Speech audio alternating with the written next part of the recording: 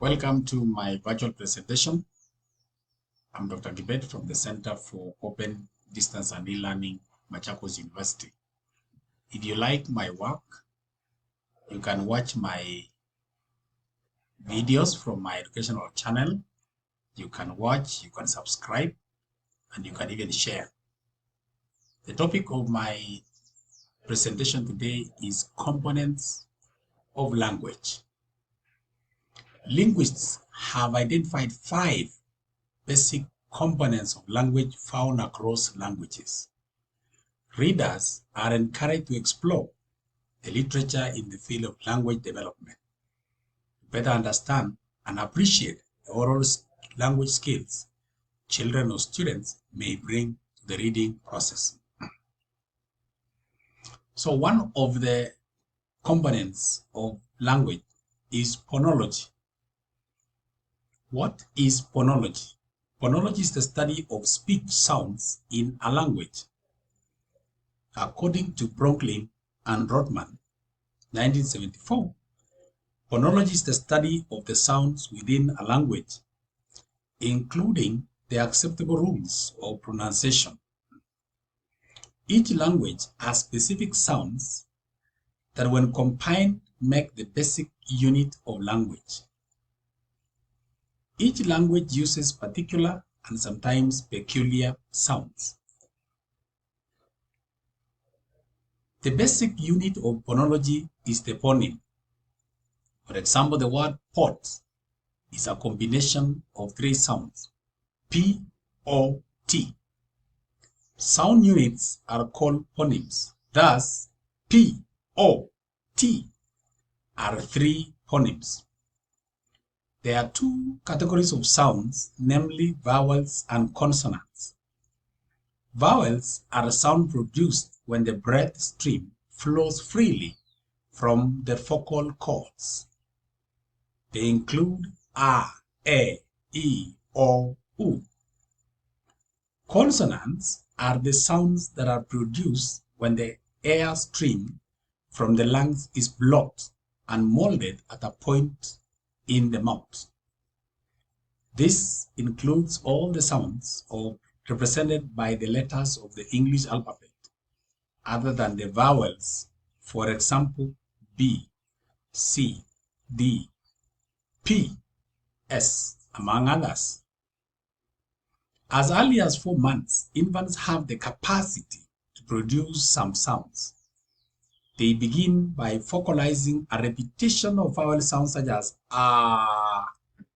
The sounds that infants produce gradually become closer to the sounds they hear in the adult language environment. By about 6 months, they begin to vocalize combinations of consonants and vowel sounds, such as ba, ba, ba, and ma, ma, ma, in repetition. This is what we call babbling. Gradually, they begin to put sounds together to make meaning, as in mama, baba, milk for milk, or ball for ball. This indicates that they are beginning to develop mastery of the sound system of their language. This mastery takes years, but by 5 years of age, many children have mastered most of the sounds of their language. However, different sounds are learned at different ages. For example, children by age 7 and 8 are still struggling with the letter R and L sounds. They may say white or right, view for fry, and work for luck. The second component of language is what we call morphology.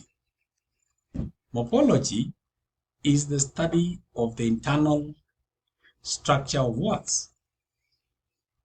Words are made up of segments known as morphemes. A morpheme is the smallest unit of language standing by itself with a recognized meaning. It can be a word or a part of a word. Morphemes include prefixes like an, il, and suffixes such as s, nes, id, er, ing. Some morphemes are free form. For example, sing, work, and teach. Others must always be joined with others. For example, er, ing, and s. A word like unacceptable consists of three morphemes: and, acceptable. The other component of language is semantics. Semantics is the study of word meanings. Semantic development is significant through all stages of childhood. While children learn the sounds and the rules of their language, they must also learn that words convey meaning depending on the context in which they are used. Although understanding of word meanings begins with a child's first word, semantics become progressively harder for children as they grow older. By age 3 years, the child has to learn the meaning of about 1,800 words. Learning so many words, word meaning actually poses a challenge to the child. Adults perform important functions in the child's labeling by giving word meanings in conversations. Overextension of word meaning is common. This involves using one word for several objects. For example, the word moon may actually be used for all spherical objects, including the sun, the stars, marbles, and a torch.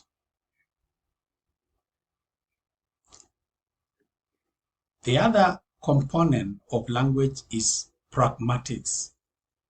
Pragmatics refers to how language is used in a social context.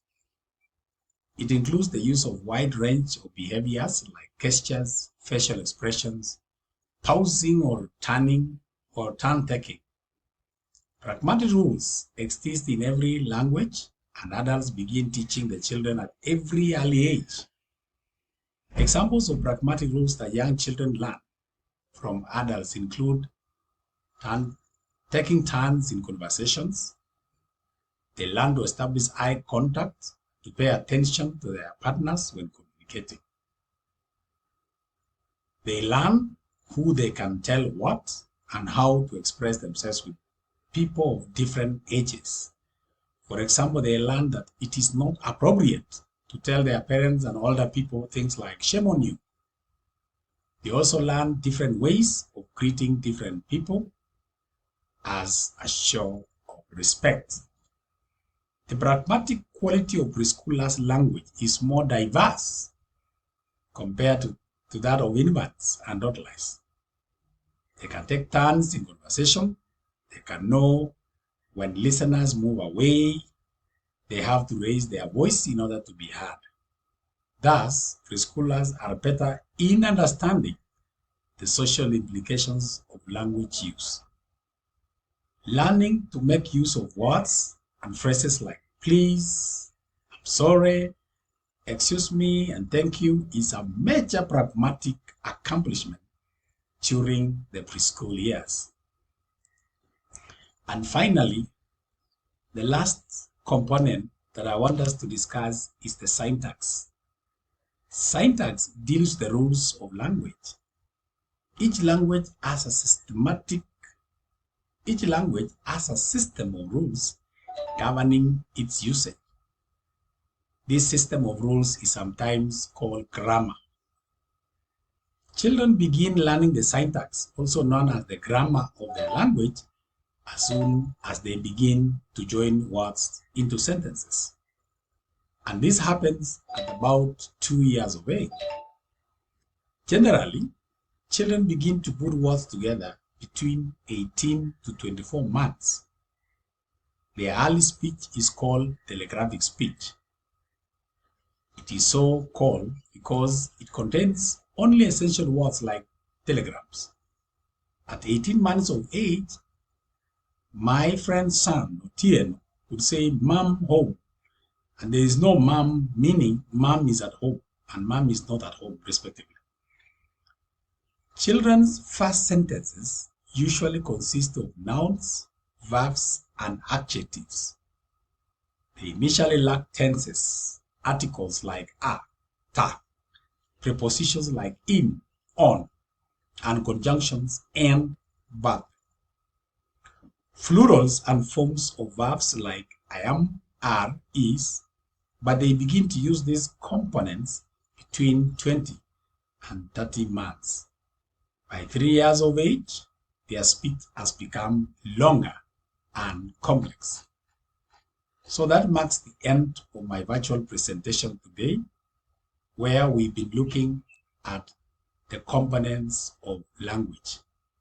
If you like my videos, go to my educational video channel and subscribe, like, watch, and share. Thank you.